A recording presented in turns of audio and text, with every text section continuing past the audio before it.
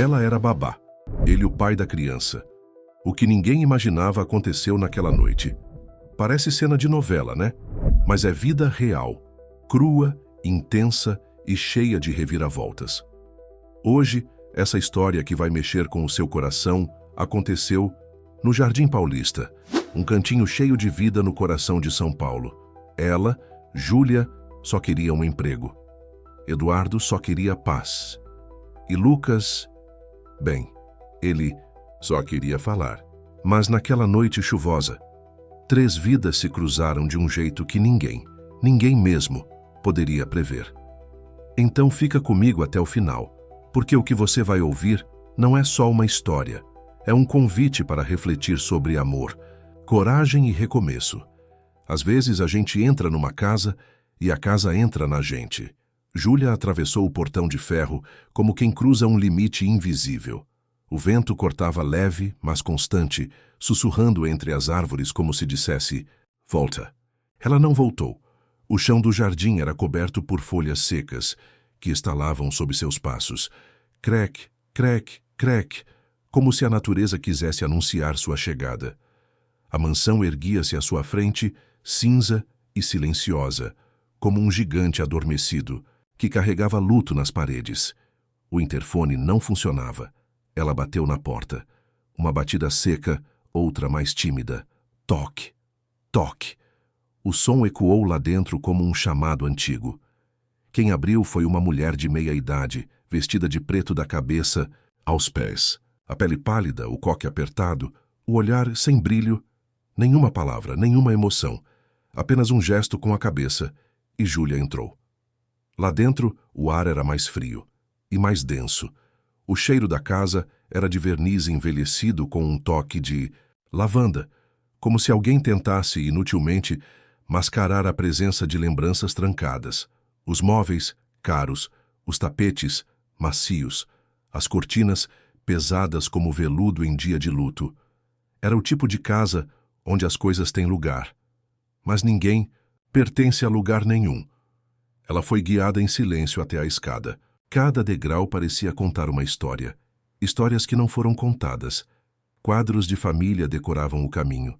Um deles, com uma mulher loira, sorridente, abraçando um garotinho de olhos castanhos e bochechas redondas.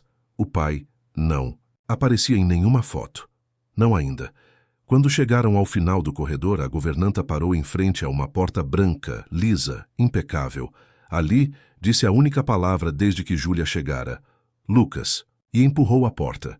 O quarto era quase clínico, perfeitamente organizado. Sem bagunça, sem sinais de infância. Mas no canto, sentado no tapete, estava ele, Lucas, pequeno, magro demais. Camiseta azul clara, os pés descalços, o cabelo caindo sobre os olhos. E os olhos... os olhos. Não eram de uma criança. Eram olhos que já tinham visto demais. Olhos que carregavam ausências. Ele não falou, nem se moveu.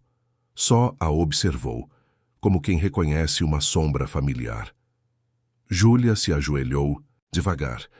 O chão frio tocou seus joelhos, mas ela não ligou. Estendeu a mão e esperou. Nada. Mas havia algo ali, um laço silencioso, invisível, como se 2 solidões tivessem se esbarrado no escuro. Ela não sabia explicar, mas sentia. Era como se o destino tivesse plantado aquela cena há anos. Só para florescer agora. Lucas voltou o olhar para a janela. A chuva começava a cair, miúda, ritmada, como se acompanhasse o compasso do que viria. E no corredor, atrás da porta entreaberta, um vulto observava. Alguém havia escutado, ou sentido. A noite mal começara, mas já prometia não terminar como qualquer outra. A casa de Eduardo era silenciosa, mas o silêncio dela tinha nome. Marina. Era como se cada cômodo ainda carregasse o perfume dela, misturado à poeira dos dias que passaram depressa demais. Cada canto era um altar improvisado, onde a ausência sussurrava mais alto que qualquer presença. Desde que ela se foi, Eduardo não era mais inteiro. Era feito de partes, partes que não conversavam entre si. De dia era executivo, engravatado, pontual, prático, como se tudo estivesse sob controle. De noite, era um homem quebrado, andando pela casa como quem procura uma porta de saída, no escuro. Mas a única coisa que ele encontrava era o próprio reflexo, e ele mal conseguia sustentar o próprio olhar no espelho. Ele evitava o quarto do casal. Mantinha tudo do jeito que Marina deixou, como se esperasse que ela fosse voltar. O batom ainda sobre a penteadeira. O vestido de seda pendurado na porta do armário, levemente amassado. O livro dela marcado na página 112. Quando Lucas chorava, Eduardo sentia uma faca invisível girar dentro do peito. Ele queria correr até o filho, abraçar, dizer: "Tá tudo bem, papai tá aqui", mas não ia, porque ele também era uma criança sem colo, órfão de si mesmo. E então veio Júlia, no início, ele não soube o que sentir. Achou-a jovem demais, espontânea demais, boa demais, e isso o irritava. A bondade dela era um espelho incômodo, mostrava o que ele já não conseguia ser, mas à medida que os dias passavam, ele começou a notar coisas pequenas, e foi aí que tudo começou a mudar. O jeito como ela escutava Lucas, mesmo quando ele não dizia nada. O cuidado nos detalhes, a forma como dobrava as roupinhas dele, o carinho nas mãos ao limpar uma lágrima. A risada dela no corredor, leve e meio torta, como quem não tem medo de viver, coisa rara ali dentro. Certa noite, Eduardo desceu até a cozinha, faminto sem saber de quê. Encontrou Júlia sentada tomando chá. Ela ofereceu uma xícara. "Quer?" "Camomila." Ele hesitou, mas aceitou. Tomaram em silêncio. Ela não perguntou nada, ele não explicou nada. Mas, naquele instante, sem palavras, ele sentiu algo que há meses não sentia: paz. Não era amor, não ainda. Era presença. Era o oposto do vazio, e isso bastou para que ele começasse a temer. Porque se Júlia conseguia alcançá-lo, talvez ele ainda estivesse ali. Mas amar de novo, permitir-se sentir, isso seria como abrir a cicatriz, e ele ainda sangrava. Eduardo não era um pai ruim. Era um homem tentando sobreviver ao próprio luto, tentando proteger o filho. Do que ele mesmo se tornara. Alguém que parou de viver sem morrer de fato. E Júlia, sem saber, já era a chave trêmula que balançava na fechadura do coração dele. Lucas não era um menino comum. Tinha só 5 anos, mas nos olhos, uma, idade que não batia com o corpo. Era como se cada lágrima que não chorou tivesse virado um tijolo invisível ao redor do coração. E ali dentro, ele se escondia. Não falava muito. Às vezes, passava o dia inteiro sem dizer uma palavra. Mas quem prestasse atenção conseguia escutar, porque Lucas falava com os olhos, e os olhos dele gritavam por colo, por respostas, por alguém que não desaparecesse quando ele mais precisasse. A ausência da mãe o deixou mudo de dor. O silêncio do pai, então, selou o que restava. E assim, Lucas passou a se comunicar com gestos mínimos, um suspiro mais longo, um brinquedo guardado com cuidado, um olhar demorado pela janela. Júlia percebeu isso no segundo dia. Enquanto arrumava os brinquedos, ele a observava em silêncio. Ela cantarolava baixinho de costas para ele quando ouviu um estalo. Virou-se. Lucas tinha derrubado um livro.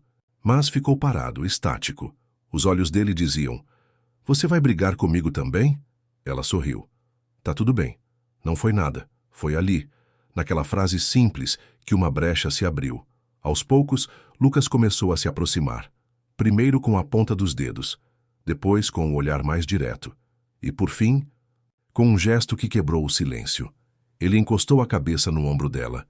Júlia congelou. Sentiu o corpo todo estremecer, porque não era só carinho. Era um pedido de não ir embora. Ela não respondeu com palavras. Apenas ficou ali, quietinha, deixando ele ficar. Como se o silêncio também pudesse ser colo. Lucas estava se abrindo. Mas o que saía dele não eram sorrisos fáceis ou frases bonitinhas. Era dor crua. Dor que se manifestava no medo de dormir sozinho. No pânico quando alguém batia uma porta mais forte. Na forma como ele evitava falar o nome mamãe. E, mesmo assim, Havia esperança. Quando Júlia começou a contar histórias à noite, ele prestava atenção como quem ouve mágica. A cada página virada, os olhos dele ganhavam um pouco de brilho. "Tem história amanhã também?" perguntou ele num sussurro certa noite.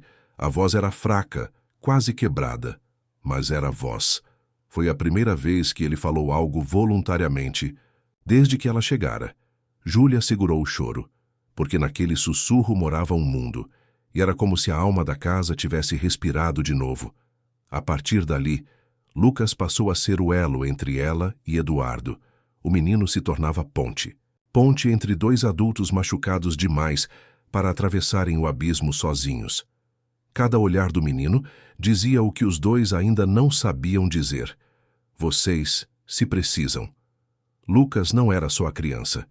Ele era o espelho do que foi perdido e da esperança de reconstruir. Era uma noite comum. Ou, pelo menos, parecia ser. O relógio da sala marcava 21h47. Lá fora o céu estava carregado, nuvens grossas como se o mundo estivesse prestes a desabar. O vento zumbia pelas frestas da janela, assobiando um aviso que ninguém conseguia entender de primeira. Mas ele estava ali. O prenúncio Lucas já estava deitado, depois de uma historinha lida entre risos e bocejos. Júlia estava na cozinha, preparando um chá para espantar o frio que se infiltrava nos ossos. E Eduardo ainda não tinha voltado. Era raro. Ele sempre chegava tarde, mas nunca tão tarde.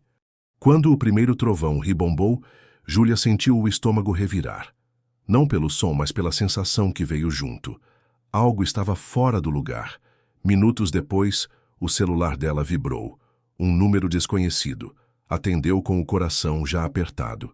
Era a polícia. "Senhorita Júlia, o senhor Eduardo sofreu um pequeno acidente de carro, nada grave, mas estamos encaminhando ele para casa." Ele insistiu. Disse que precisava ver o filho. Silêncio. Respiração presa. Quando Eduardo chegou, a tempestade já castigava o telhado com uma fúria molhada e barulhenta. Ele estava encharcado. Camisa aberta, sangue seco no supercílio. Mas o que mais chamava atenção não era isso. Era o olhar. Olhos de quem esteve frente a frente com a morte. E percebeu que tinha deixado a vida escorrer por entre os dedos. Júlia correu até ele, assustada. "Você tá bem? Meu Deus, o que aconteceu?" Ele não respondeu. Só olhou para ela. Um olhar carregado de tudo o que ele jamais disse. Do medo, do arrependimento, da vontade de não afundar sozinho. Ela o ajudou a sentar no sofá. Secou seu rosto com uma toalha. As mãos tremiam. As dele também. "Eu podia ter morrido hoje, Júlia." Ele sussurrou, olhando o nada. Silêncio. "E se eu tivesse ido embora, sem sequer conseguir dizer ao meu filho que amo ele, que sinto falta da mãe dele todo dia, que sou um covarde por não saber ser pai sozinho?" As palavras vieram como avalanche, palavras engasgadas por meses, que só saem quando o coração já não aguenta mais guardar. Ela tentou interromper, mas ele continuou. "Você acha que eu não percebo? Ele melhorou desde que você chegou. Você trouxe luz para essa casa, Júlia, e isso me assusta, porque se você for embora, eu não sei se a gente sobrevive." Foi a primeira vez que Eduardo chorou. Não lágrimas discretas, mas um choro solto, sem defesa, de quem não aguenta mais fingir força onde só existe cansaço. Júlia se aproximou sem pressa, colocou a mão no rosto dele. "Ninguém sobrevive sozinho, Eduardo. E nem precisa." Nesse instante, Lucas apareceu na porta do corredor. Pequenininho, com os olhinhos inchados de sono, mas atento. Ele se aproximou, encostou a cabeça na perna do pai e disse num fio de voz: "Papai, não chora." Silêncio. Estalo. Cura. Aquele foi o momento, a noite, o marco, a virada. A tempestade lá fora seguia forte, mas ali naquela sala, pela primeira vez em muito tempo, alguém tinha ficado. Ninguém fugiu, ninguém se calou. E assim, naquela noite que começou como tantas outras, tudo mudou. O dia amanheceu sem pressa. Lá fora, o orvalho ainda repousava sobre as folhas do jardim. A grama exalava aquele cheiro úmido e fresco que só quem acorda cedo conhece. Um raio de sol tímido atravessava a fresta da cortina da cozinha, iluminando as partículas de poeira que dançavam no ar como se o tempo tivesse desacelerado. Naquele cenário quase mudo, só se ouvia o tilintar da colher de chá contra a xícara, de porcelana. Júlia mexia devagar como quem precisava de um minuto a mais para reorganizar os próprios sentimentos. Vestia um moletom antigo e um coque desajeitado, mas aos olhos de Eduardo, que observava da porta parado, ela nunca tinha parecido tão bonita, tão essencial. Café? Ela perguntou sem se virar. Ele assentiu com a cabeça e foi até a mesa, sentando em silêncio. A madeira estava fria ao toque, mas o cheiro do café, forte e levemente queimado, aquecia por dentro. Era um aroma de casa cheia, de algo familiar, que ele havia esquecido como era bom. Dormiu? Ela perguntou com a voz rouca, sem tirar os olhos da xícara. Tentei. Ele respondeu. Mas a cabeça parecia um rádio velho. Várias estações tocando ao mesmo tempo. Ela esboçou um meio sorriso. Normal depois de uma tempestade. Pausa. Silêncio denso. Não era desconfortável. Era cheio. Sabe o que mais me assustou? Ontem, ele disse, olhando fixamente o líquido escuro da xícara. Ter pensado, e se eu morro sem consertar as coisas? Júlia olhou para ele surpresa. Eduardo raramente falava sobre o que sentia. Era do tipo que se escondia atrás de frases curtas e olhares vazios. Consertar o quê? Ela perguntou baixinho. Ele hesitou. Tudo. Com meu filho. Comigo. Com o que sobrou da minha vida depois que a Marina partiu. E então veio o desabafo. Sem filtro. Sem roteiro. Ele falou da culpa, de como evitava olhar para o filho porque via nela o reflexo da mulher que perdeu. Do medo de amar de novo e falhar de novo. Do cansaço de viver como se cada dia fosse apenas uma obrigação a ser cumprida. Enquanto ele falava, Júlia ouvia, sem interromper, sem julgar, porque às vezes o maior gesto de amor é ouvir até o fim. Quando ele terminou, o silêncio voltou. Mas era um silêncio de depois, de quem esvaziou a alma. Ela então se levantou devagar, caminhou até ele e colocou a mão sobre a dele. A pele quente, trêmula, mas firme. Você não precisa consertar tudo de uma vez, Eduardo. Nem sozinho. Os olhos dele se encheram, mas não caíram. Ficaram ali, parados, como quem ainda não sabe se pode confiar na própria vulnerabilidade. O problema é que eu não sei se posso me permitir começar algo novo. Ela sorriu de leve. Um sorriso triste, mas verdadeiro. Ninguém sabe. Mas o que dói mais? Tentar e falhar. Ou viver se escondendo do que pode te salvar. Foi naquele instante que ele percebeu. Ela não era só a babá. Nunca tinha sido. Ela era a única pessoa que o enxergava inteiro, com rachaduras, sim, mas com pedaços que ainda podiam brilhar, e ele queria brilhar de novo. Nem que fosse só para que Lucas visse o pai de verdade pela primeira vez. Eles continuaram ali, mãos juntas, corações expostos, e 2 xícaras de café esfriando, testemunhas silenciosas de um laço que, embora não dito, já estava selado. O amor, às vezes, não entra pela porta da frente, ele se infiltra, pelas frestas, pelos olhares demorados que fingem ser distração, pelas mãos que se encostam por acaso, mas não se afastam rápido demais. Foi assim que tudo começou a mudar entre eles. Não em gestos grandiosos, mas nos mínimos detalhes. Eduardo passou a acordar mais cedo, e não era pelo trabalho.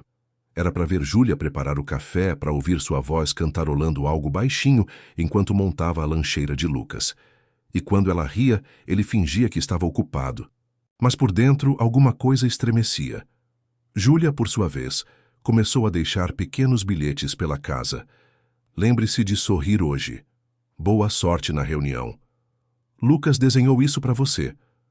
Mas nem todos eram de Lucas. Alguns eram dela. Do coração dela tentando falar sem falar demais. O afeto virava presença constante. Numa noite qualquer, ele chegou mais cedo e a encontrou dormindo no sofá com Lucas aninhado no colo. O menino dormia sereno, e ela com uma expressão que ele não via há muito tempo. Paz. Eduardo ajoelhou-se ao lado, puxou um cobertor e cobriu os dois. Ficou ali, só olhando. Naquele instante, teve um vislumbre de algo que ele não ousava sonhar. Uma família. De novo. Era isso que doía e encantava ao mesmo tempo. Porque esse laço que se formava entre eles era lento, silencioso, mas sólido, como raiz crescendo embaixo da terra. Ninguém vê, mas um dia a árvore brota. Havia outros sinais também. Uma vez, durante uma febre de Lucas, foi Júlia quem ficou acordada a noite toda, trocando compressas, medindo temperatura, sussurrando histórias. Eduardo tentou assumir, mas ela disse: vai descansar. Amanhã cedo ele vai precisar de você inteiro. E foi nesse momento que ele percebeu. Ela já fazia parte. Ela não estava só ajudando. Ela estava amando. A ele, ao menino, à bagunça. Da vida que os envolvia. Eles começaram a dividir mais do que tarefas. Dividiam silêncios confortáveis, preocupações e até risos sinceros. Você percebe que estamos nos tornando uma espécie de time? Ele disse certa noite, enquanto lavavam a louça juntos. Percebo. E gosto disso, ela respondeu. Sem hesitar. Foi simples. Mas ali morava a confissão. Eles não estavam mais nos papéis antigos. O patrão e a babá haviam ficado para trás. Agora eram Eduardo e Júlia. 2 adultos com marcas profundas, aprendendo a construir algo novo. Não do zero, mas do meio dos cacos. E Lucas era a cola invisível, o motivo e a ponte. O menino já não tinha medo de dormir. Ria mais, comia melhor. E às vezes, os desenhinhos dele mostravam 3 figuras de mãos dadas. Pai, babá e um sol no meio. A rotina seguia leve, quase bonita. Júlia sorria mais. Eduardo dormia melhor. Lucas parecia outro menino. Voltava da escola pulando, desenhava corações na parede e chamava os 2 para brincar como se soubesse, mesmo sem entender, que ali havia amor. Um amor que ainda não tinha nome, mas já tinha forma. Até que a campainha tocou. 3 toques curtos, secos, como batidas de martelo no peito de Eduardo. Ele foi até a porta sem pensar muito. Júlia estava no quintal, lavando os tênis de Lucas com a mangueira. O sol batia em seu rosto e ela cantava uma música antiga, daquelas que grudam e não saem. Mas a voz dela sumiu quando ele abriu a porta. Oi, Eduardo. A voz feminina veio carregada de um passado mal resolvido. Era a irmã de Marina, Clara, sempre elegante, sempre afiada, com os mesmos olhos da mulher que ele perdeu, só que mais duros. Posso entrar? Ele hesitou. O coração acelerado, a garganta seca. Claro. Assim que entrou, Clara percorreu o ambiente com um olhar cirúrgico. Cada detalhe, cada quadro, cada item de decoração que já não era mais o que Marina escolheria. E então, ela viu Júlia, limpando os pés, sorrindo, trazendo um copo de suco na mão, sem saber que carregava um alvo invisível no peito. Júlia, Clara disse surpresa. A babá, o silêncio que se seguiu, foi como uma bomba que explode em câmera.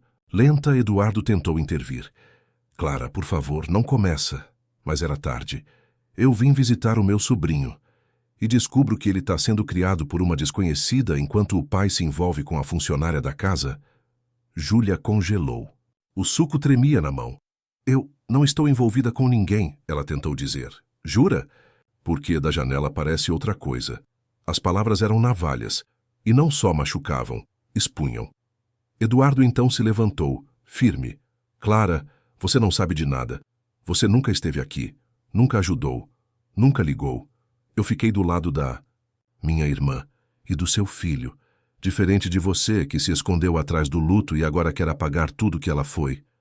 Eu estou tentando viver de novo. Ele gritou. Por mim, por ele! Nesse instante, Lucas apareceu na escada. Papai? A voz dele era baixa, assustada, o olhar perdido. Quem é essa moça gritando com você? Júlia foi até ele, agachou-se e o abraçou. Tá tudo bem, querido. Vai pro seu quarto, tá? A gente já sobe para brincar. Clara observou a cena. O menino abraçado à babá, o pai em pé, vulnerável. E, pela primeira vez, ela sentiu medo. porque, apesar de tudo, havia ali uma coisa que ela não podia controlar: afeto verdadeiro. Mas isso não impediria o estrago.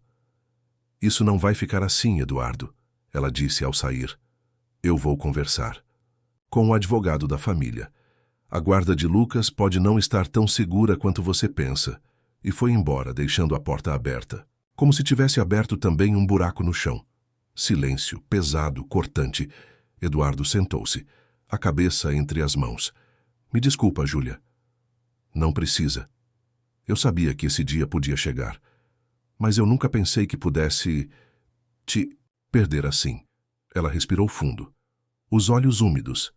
Você ainda não me perdeu. Mas agora a gente vai ter que lutar, juntos. Ou não vai dar. Chuva. Aquelas gotas grossas no para-brisa pareciam marcar o ritmo do coração de Eduardo. Apressado, hesitante, sufocado. Era fim de tarde, mas o céu já escurecia.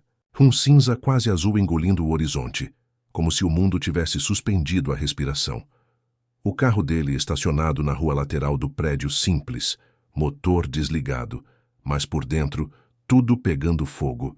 Ele segurava o volante como se fosse um leme. Como se estivesse prestes a atravessar um mar revolto, não de água, mas de decisões. Na palma da mão, suada, uma correntinha de ouro. O pingente em forma de estrela que Lucas havia dado para Júlia no dia das mães da escola. Ali estava tudo. O amor do filho, a ausência dela. A certeza de que, se não agisse agora, perderia os dois. Subiu os degraus do prédio com passos lentos, cada um mais pesado que o anterior. No terceiro andar parou diante da porta 201, fechada, fria, com um cheiro de lavanda no ar, o mesmo cheiro que ela deixava no travesseiro. Tocou a campainha, nenhuma resposta. Tocou de novo, o som ecoando no corredor vazio. E então, a fechadura girou com um clique seco. A porta se abriu só um pouco, o suficiente para revelar dois olhos castanhos, fundos, cansados. Eduardo, ele respirou fundo. O ar parecia não passar direito. Me ouve, só isso, me ouve. Ela abriu a porta por inteiro. Estava de moletom com o cabelo preso num coque mal feito e as mãos ainda com cheiro de café coado. Entra, ele entrou devagar. A sala era pequena, mas aconchegante, cheia de livros empilhados e fotos esquecidas nas paredes. Um lar que dizia muito sobre ela, simples, forte, cheio de camadas. Eu não devia ter deixado você sair, ele disse encarando o chão. Mas o medo me travou, e travou também o que eu sinto. Ela se sentou no sofá, os joelhos juntos, os dedos entrelaçados. Eduardo, o que a gente viveu foi real. Mas e agora? Você quer mesmo enfrentar isso tudo? A família da sua ex, a justiça, os julgamentos? Ele tirou a correntinha do bolso e colocou na mesa, bem devagar. Lucas te escolheu, sem eu mandar, sem eu pedir. Ele te amou primeiro. Eu só fui atrás. Ela olhou o pingente. A voz falhou. Isso é dele. É nosso. Porque você foi mãe quando ninguém mais soube ser. Foi amor, mesmo quando eu não sabia mais o que isso significava. A emoção escorria do canto dos olhos dela. Ela tentava conter, mas não conseguia. A verdade estava ali, crua, viva, pulsando entre os dois. Ele se aproximou, ajoelhou-se à frente dela como quem se entrega. Júlia, volta comigo. Mas dessa vez, não como babá. Volta como parte da minha vida, da nossa vida. A gente não precisa ser perfeito. A gente só precisa ser verdadeiro. Ela levou a mão ao rosto dele devagar, como se confirmasse que era real. Você não tem medo? Eu morro de medo, mas a ideia de te perder me assusta mais.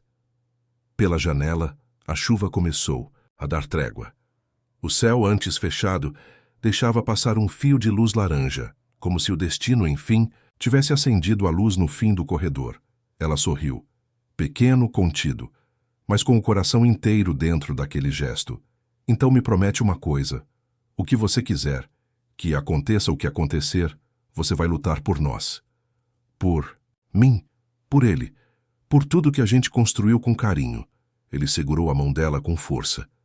Eu juro, pela primeira vez na vida, Eu tenho algo pelo que vale a pena lutar.